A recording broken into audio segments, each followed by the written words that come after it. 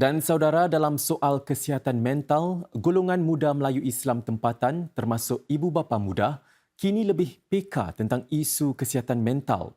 Malah mereka juga lebih bersedia untuk menjalani rawatan profesional.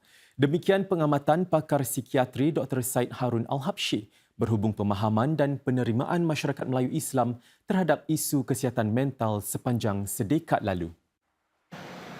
Sekurang-kurangnya satu daripada setiap 7 rakyat Singapura pernah bergelut dengan isu kesihatan mental seperti kemurungan dan kegelisahan dalam hayat mereka. Namun apa sebenarnya yang dimaksudkan dengan kesihatan mental?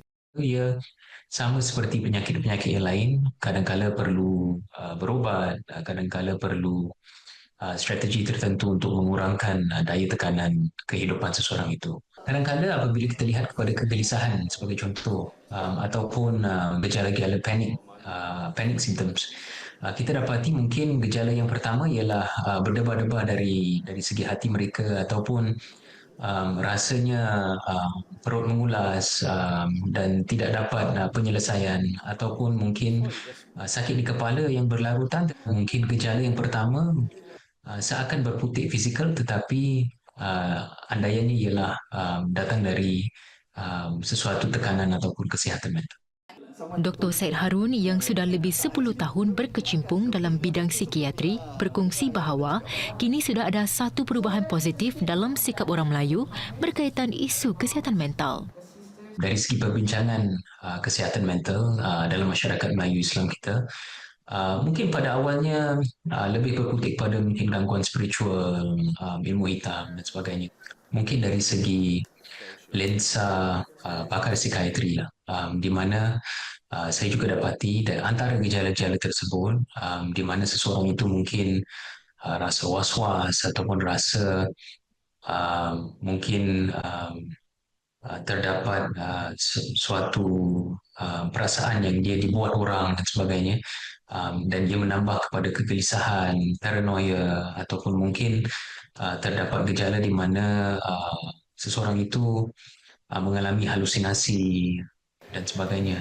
Khidmat awal selalunya tidak terfikir atau tidak tergelincir di minda mereka bahawa ia sesuatu yang mungkin perlu pertolongan medikal ataupun seperti pakar psikiatri.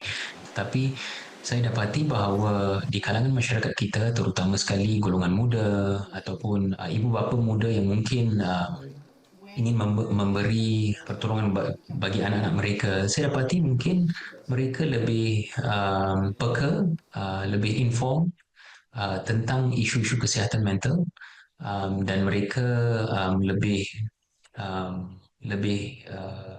ready, lebih bersedia untuk mendapatkan rawatan-rawatan tertentu yang beraliran penyakit mental. Dr. Said Harun menekankan golongan asatiza juga memainkan peranan penting dalam membantu menangani isu kesihatan mental dalam masyarakat.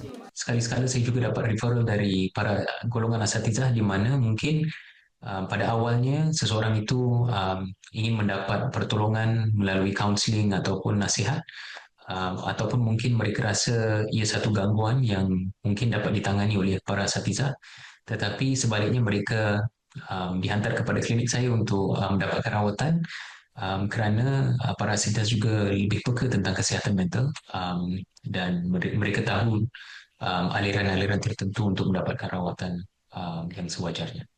Di peringkat nasional pula, Dr. Said Harun menarik perhatian kepada strategi-strategi yang memberi penekanan kepada kesihatan mental.